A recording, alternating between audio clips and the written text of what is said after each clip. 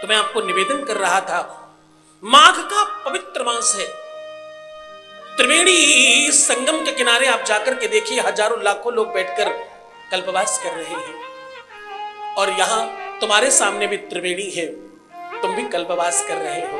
अंतर सिर्फ इतना है कि वो पूरा महीना वहां कल्पवास करेंगे, और जो पुण्य प्राप्त करेंगे वो तुम यहां केवल 3 घंटे और 5 दिनों में उससे ज्यादा प्राप्त कर लोगे। अंतर सिर्फ इतना सा है।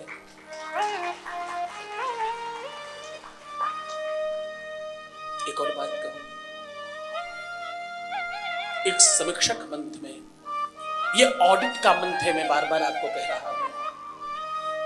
भगवान सूर्य शनि की राशि में प्रवेश करते हैं इसलिए कि वो शनि से अपने पुत्र से ये पूछ सके कि कर्म का लेखा जोखा क्या है। इसी कारण से भगवान भुवन भास्कर वहां पहुंचे। उसके ठीक 11 दिन पहले माघ शुरू हो जाता है, माघ का महीना प्रारंभ हो जाता है, ताकि कम से कम तुम 11 दिन इतना अधिक दान पुण्य धर्म सत्कर्म कर सको जिससे तुम्हारा कर्म, तुम्हारी वो व्यवस्था बैलेंस में आ जाए। समीक्षा क्यों करनी है? समीक्षा इसलिए करनी है ताकि तुम्हें यह मालूम पड़ जाए कि तुम कितने गलत हो। एक और बात कहूं, निवेदनीय है, सबसे बड़ा संकट कहां है और विवाद समाप्त होता क्यों नहीं है जीवन का? क्योंकि इस दुनिया में अगर कोई गलत नहीं है उसका नाम हम है। हाँ, कौन नहीं गलत है? हम गलत नहीं है। बस यही बड़ा संकट है। रिश्तों में, रिश्तों की मर्यादा, रिश्तों की व्यवस्था शिव महापुराण कहती है। कल आपने सुना, सूत जी महाराज कहते हैं, ऋषियों,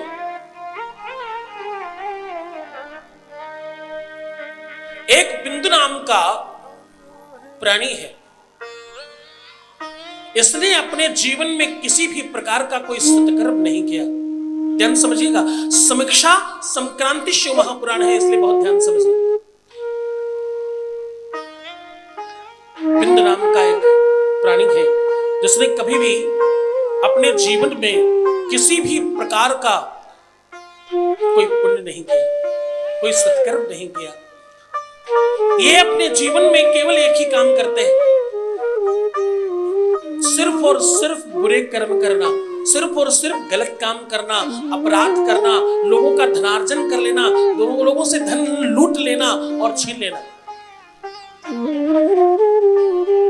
ये झूठ बोलते हैं, ये लोगों को गलत चीजों में फंसाकर उससे धन उगाही करते हैं। और बात यही समाप्त नहीं होती। इनके इस कार्य में कालांतर में थोड़े समय के बाद इनकी धर्म पत्नी ने भी इनका साथ देना शुरू कर दिया। गौर से सुनिएगा, ये कथा तुम्हारे बहुत पास से स्पर्श करके निकलेगी, इसलिए बहुत ध्यान समझिएगा। इनकी पत्नी का नाम है चंचुला। ये पति पत्नी दोनों मिलकर के पाप कर्म कर रहे हैं।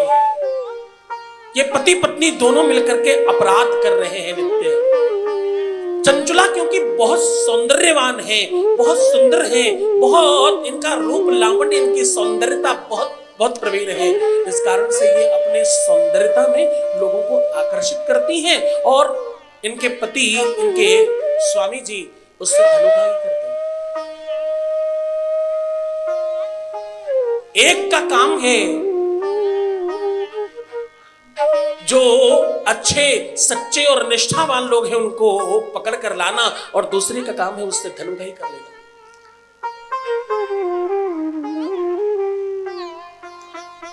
इन दोनों के जीवन का एक ही उद्देश्य है, उसका नाम है किसी भी तरह से धन खींचकर अपने पास रख लेना। और ये उस धन का कोई प्रयोग नहीं करते, ये उस धन को केवल संग्रहित कर लेते और बांध कर अंदर रख लेते। जीवन बड़ा सामान्य जीते हैं ताकि किसी को पता न चले कि मेरे पास ज्यादा धन है।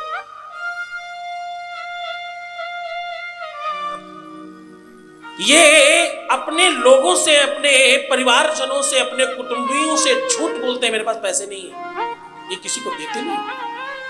ये उस धन को केवल संग्रहित करते हैं, केवल एकत्र कर रहे हैं, न स्वयं खर्च करते हैं, ना ही किसी को देते हैं, ना ही कोई दान करते हैं, और कोई दान करना चाह रहा हो तो उससे लूट लाते हैं। और एक बात कहूं, कोई अच्छा कर्म करने वाला हो तो ये ऐसा ढूंढते रहते हैं कि कोई अच्छा कर्म करने वाला हो और उसको हम पकड़ लाएं किसी तरह से। समय धीरे धीरे व्यतीत होता रहा।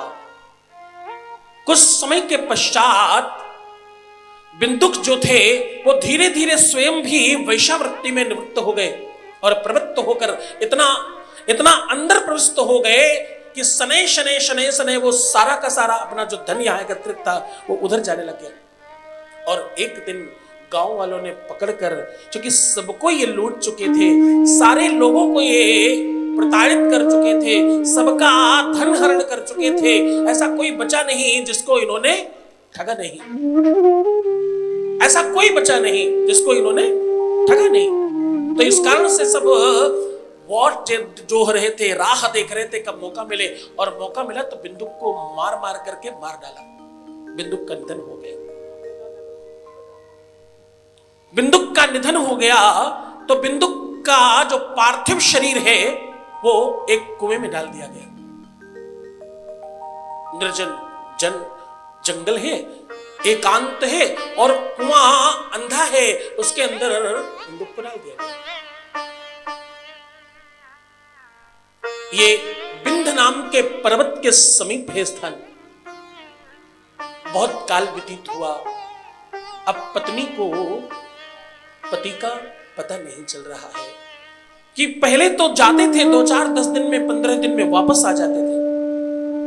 अब क्या हुआ, इस बार बहुत दिनों से आए नहीं, कोई चिट्ठी नहीं है, कोई पत्र नहीं है, किसी प्रकार का कोई जवाब नहीं आ रहा है, और अभी तो स्वामी भी नहीं आए बहुत दिनों से। तो वो यहां वहां तलाश करने लग गई। अब शनै शनै जो घर में थोड़ा सा धन बचा था वो भी धीरे धीरे धीरे धीरे धीरे धीरे धीरे धीरे समाप्त हो गया। सूत जी महाराज कहते हैं, सौनकादिक ऋषियों, धन का अपना एक स्वभाव है और धन की अपनी भी एक प्रवृत्ति है। ये क्या है? ये बोले दानम भोगम नाशयति, या तो आप उपभोग कर लें अथवा इसको दान कर लें, और अन्यथा आखिरी इसका लक्षण है कि ये नष्ट हो जाएगा, ये बर्बाद हो जाएगा। और एक बात कहूं, धन जिस माध्यम से आता है, जिस सूत्र से आता है, जिस रास्ते से आता है, जाने का रास्ता बिल्कुल वैसा ही दूसरा बन जाता है। धन का ये लक्षण है, धन की ये परंपरा है, धन की ये व्यवस्था है धन की। और एक बात कहूं, धन आपके साथ ऊपर तो नहीं जाता, लेकिन धन आपको ऊपर तक ले जरूर जा सकता है अगर सही समय पर, सही स्थान पर आपका विवेक काम कर जाए।